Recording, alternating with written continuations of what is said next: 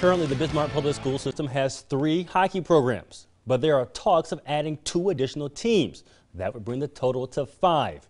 But one of the main issues that would affect them would be allocating practice time. Right now, BPS and the Bismarck Parks and Rec partner to accommodate ice time for all schools. But there are only 4 sheets of ice in Bismarck.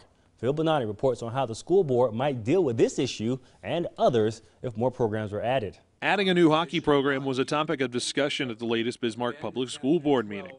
When Legacy opened in 2014, hockey was the only varsity sport the Sabres did not have. Now player projections based off the participation numbers of the Bismarck Hockey Youth Program presented by the athletic department says a new team could come in the 2020-2021 school year.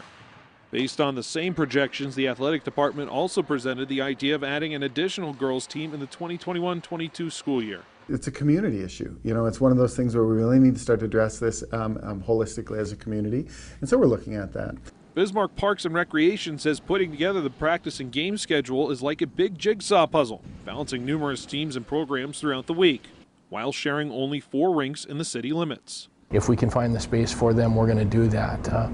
You know, we've worked with the school district and all of our user groups for many years, and our job is to provide ice time or tennis court time or whatever it is. That's our job. However, the practice times could become extreme. Programs might have to wake up as early as 5:30 in the morning or as late as 10:30 at night. Adding a program at Legacy and an additional girls team would create 3 separate teams when you add in a varsity and junior varsity on the boys' side.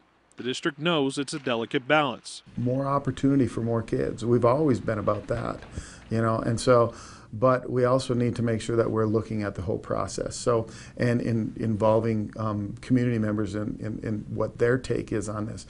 One solution down the road would be to add hockey as a class.